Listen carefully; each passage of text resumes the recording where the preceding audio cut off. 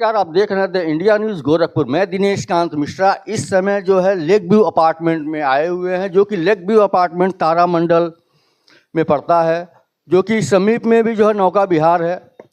आए दिन अभी एक बात प्रकाश में आया है कि एक जो है डिलीवरी का वो चल रहा था, जो कि मतलब अदर डॉक्टर से दिखाया जा रहा था, जो कि वो पेशेंट जो है लेक व्यू अपार्टमेंट में था और डॉक्टर जो डेट दिए थे उस डेट के दौरान उसके लगभग 2-3 दिन पहले ये अद्भुत चीज़ हुआ है, जो कि समझ लीजिए कि सुनने बरसों से सुनने में नहीं कभी आता है कि नॉर्मल डिलीवरी वो भी घर पे हुआ। नॉर्मल डिलीवरी होने के पश्चात पता क्या चला कि बगल में एक डॉक्टर साहिबा रहती हैं, जो कि वो समझ लीजिए कि पेशे में डॉक्टर जो है सरकारी डॉक्टर हैं वो, जो कि उनको जब ये महसूस हुआ या जानकारी हुआ किसी के माध्यम से कि यहाँ पे नॉर्मल डिलीवरी हुआ है, मैडम या उनके ससुर या उनके हस्बैंड जो कि खुद डॉक्टर हैं, ये तीनों लोग मिल करके अपने गाड़ी चलाते हुए अपने गाड़ी से ले जाकर के पेशेंट को बगल के हॉस्पिटल में भर्ती कराए। उसके बाद वहाँ पे जो है उपचार हुआ। आइए हम उस डॉक्टर से आपका परिचय कराते हैं। मैडम, हमारे चैनल में बहुत बहुत स्वागत आपका। मैडम, ये कैसे हुआ और क्या चीज़ था ये? मैं अपने रेजिडेंस पे थी और अर्ली मॉर्निंग था।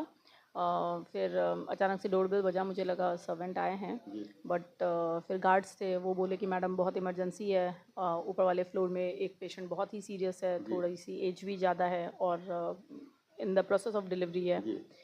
तो उस वक्त तो मैं भी अर्ली मॉर्निंग था, नींद में थी, कुछ स्ट्राइक नहीं किया कि क्या मतलब उसके बाद फिर तुरंत हम गए, पेशेंट देखे, तो पेशेंट भी मतलब बच्चा तो आउट हो गया था, बट मुझे लगता है शायद 15-20 मिनट्स बैक ही हुआ था, बट उसका कॉर्ड प्लेसेंटा सब पेशेंट के अंदर ही अभी था, अटका हुआ था, वो नहीं निकला हुआ था। और बच्चा भी थोड़ा सा सीरियस लग रहा था, क्योंकि कम देख के लग रहा था, कम समय कम वजन का बच्चा था। और मेकोनियम जो होता है, जो बोलते हैं बच्चा पेट में लैट्रिन कर देना, गंदा पानी पीना, तो एक मेकोनियम स्टेन लाइकर भी था। तो उसके बाद फिर वही हुआ कि प्लेसेंटा वगैरह आउट करा गया और एम्बुलेंस था, बट पेशेंट को ट्रांसफ़र करने में टाइम लगता। अब उतना टाइम हमारे पास था नहीं, क्योंकि बच्चा बहुत क्रिटिकल था। ये था कि विद इंटैक्ट प्लेसेंटा बच्चे को आउट भी किया गया था, तो बच्चे को बचाने के लिए बच्चे का ट्रांसफ़र भी बहुत ज़रूरी था। तो उस केस में तो जस्ट मतलब और कुछ समझ नहीं आ रहा था कि बच्चे को इतनी जल्दी ट्रांसफ़र कैसे किया गया। तो फिर खुद ही मतलब उसके जो फादर थे, उनको मैंने बोला कि आप ब्लैंकेट में बच्चे को जल्दी से वार्म कीजिए, बैक थोड़ा सा रब कीजिए, और खुद मैंने अपने गाड़ी से ही ट्रांसपोर्ट किया टू द नियरेस्ट हॉस्पिटल जो भी पॉसिबल था। वहाँ ले जाकर थोड़ा सा बच्चे को रिससिटेट वगैरह किया गया।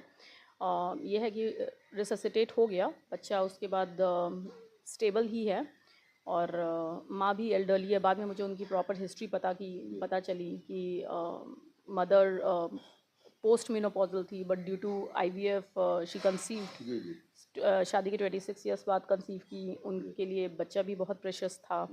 बच्चा 1.8 kg का था, बट बच्चा भी बहुत फाइटर था कि इतने क्रिटिकल कंडीशन होने के बाद भी बच्चा अच्छे से रिवाइव हो गया, और अभी मदर और बेबी दोनों की कंडीशन ठीक है। मैडम, जो आप ये सराहनीय कार्य की हैं, गोरखपुर में बहुत ऐसे डॉक्टर हैं जो कि कभी ऐसा सुनने के लिए नहीं मिला, और आपको ये चीज़ करने में कैसा महसूस हुआ?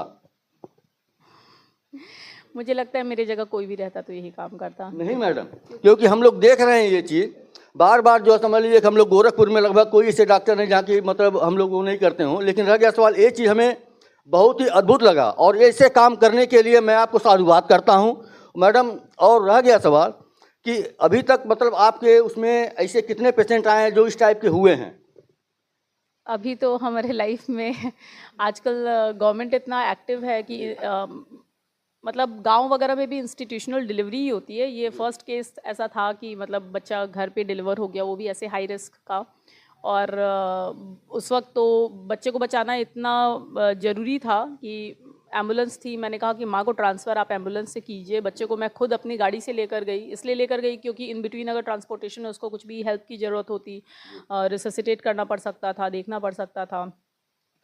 और होम डिलीवरी का तो ये पहला केस था मेरे एक्सपीरियंस में। मे बी क्योंकि मदर भी थोड़ी एल्डरली थी, फर्स्ट एक्सपीरियंस था, वो शायद लेबर पेन को जज नहीं कर पाई। वो लोग यही सोच रहे थे कि मॉर्निंग में जाएंगे हॉस्पिटल, जिन डॉक्टर को दिखाते थे वो, बट लेबर पेन थे तो बच्चा ऑटोमेटिकली आउट हो गया। मैडम, हमारे दर्शक को आप इस संबंध में क्या क्या संदेश देना चाह रही हैं?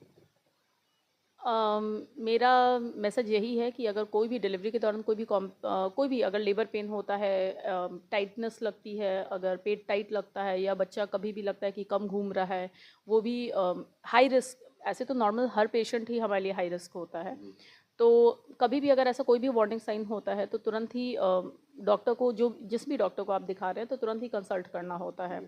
और उस नियरली सारे ही gynaecologist day and night available रहते हैं, इमरजेंसीज भी देखते हैं, तो ऐसा नहीं होता है कि रात में प्रॉब्लम हो रहा है तो चलिए कोई बात नहीं मॉर्निंग में चलेंगे।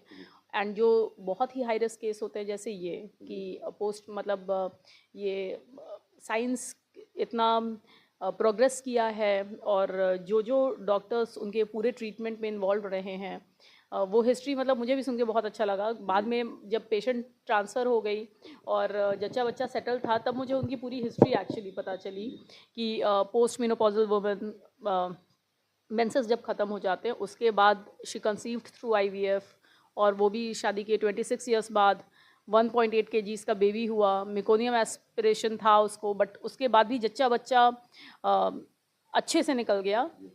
मतलब ये बहुत कमेंडेबल है कि फाइटर मदर एंड बेबी है। तो जब भी कोई प्रॉब्लम है तो आप अपने कंसर्न डॉक्टर जो भी दिखाते हैं, आप नियरेस्ट गवर्नमेंट हॉस्पिटल या प्राइवेट सेक्टर, जो भी कंसर्न डॉक्टर है, आप उनको तुरंत ही कंसल्ट